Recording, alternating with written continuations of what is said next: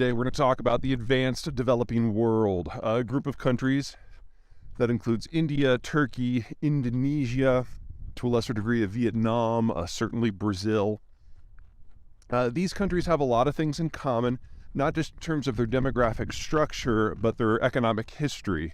So until World War II, these were all either colonies or kind of isolated systems, and they had that traditional pre-developed world pyramidal structure that was very high consumption, high inflationary, and relatively low value added. But even in the early decades of the post-World War II era, they didn't really join into the Bretton Woods free trade system, even though several of them were signatories to the pact. They kept their economies to themselves for nationalistic reasons. And to be perfectly blunt, there was a fair amount of the advanced world, most notably Europe, where even though global trade was available, they really didn't globalize their supply chains. They would export products, but they tried to not become dependent upon anybody else in terms of their production cycle. Well, you play that forward until 1992. And what changed in 1992 is, of course, the Cold War ended, and that meant that a lot of these strictures that had made it difficult to do things went away, and these countries came in from the cold from a little bit. Second, in 1992, the Europeans signed the Treaty of Maastricht, which did away with a lot of the internal tariff and non-tariff barriers that existed within the European space. And that meant that the Europeans started to integrate, and especially German supply chains started to link to the rest of Europe. Over the course of the next 20 years, that was extended first as economic links and later as full EU membership to all of the states of Central Europe from Estonia down to Bulgaria, with Poland being the most important one.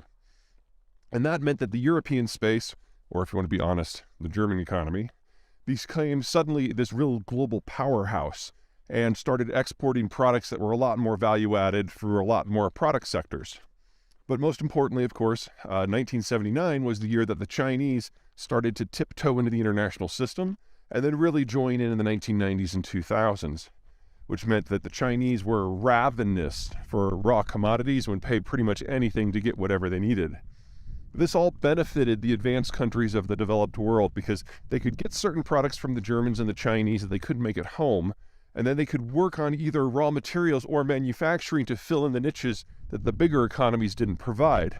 So for most of this class of country, 1990 really was the break point where they started to urbanize and industrialize. It took the combination of not just the global trading system, but also a change in the way that other major economies viewed economics. In the case of Mexico, 1992 is when NAFTA was adopted, and of course the early 1990s are when the WTO came into existence.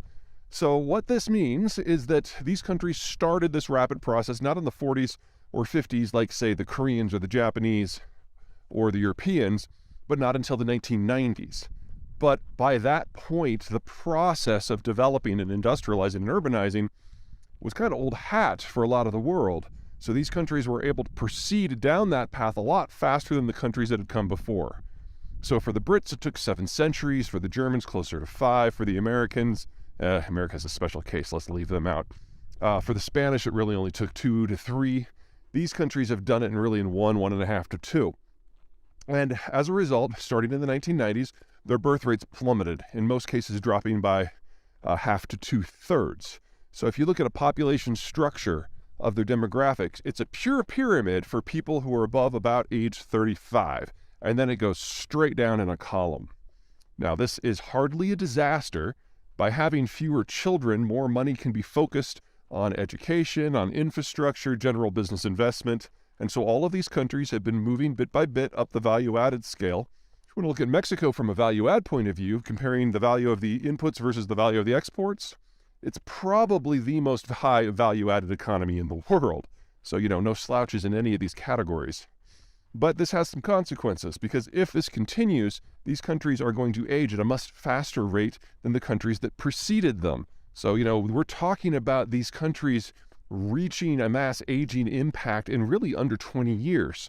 And in the case of the United States, as a point of comparison, the U.S. is going to be a younger country, demographically speaking, on average than Brazil in the early 2040s, and Mexico and Indonesia are going to pass by us in the early 2050s, and probably even India by 2060. Now, there's a lot of history to be written between here and there, but these countries all have a demographic moment. And if they take advantage of it to become developed by moving up the value-added chain very, very rapidly, kind of like Mexico is, then by the time they get to these points, they will be developed enough to deal with those sort of demographic consequences. But if they become stuck in the middle, which is definitely what seems to be happening with Brazil, they're going to have some real problems because they'll have gotten old without becoming developed. The case of Brazil is a special one, and it's almost entirely because of China. The Chinese came in under President Lula his first term, and they signed a number of deals to build joint ventures for producing products in Brazil. But the Chinese basically lied and stole all the technology from all the Brazilian firms and then took it back home, produced it en masse, and basically drove all the Brazilian companies out of the global market. So the Brazilian industry now only basically services the Brazilian system.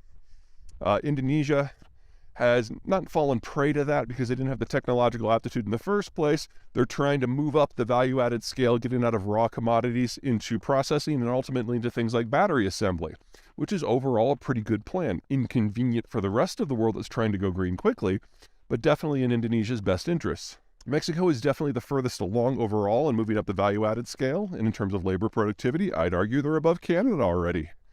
Who am I leaving out? Turkey. The Europeans have integrated with Turkey to kind of be the Mexico for Europe, and Turkey began with a much more sophisticated labor force and infrastructure than the Mexicans had in the 1990s. They haven't moved as fast, but you have a much deeper penetration of these technologies and these skills throughout the Turkish system than in any other countries in this class. So if the Europeans were to vanish tomorrow, the Turks would obviously feel it, but they definitely remain the most powerful country in the neighborhood, and their demographics are young enough, and their neighbors are even younger, that I could see a Turkish manufacturing system really taking off. Obviously, this isn't in Germany. It wouldn't be the same quality of product, but it would still be a pretty good result.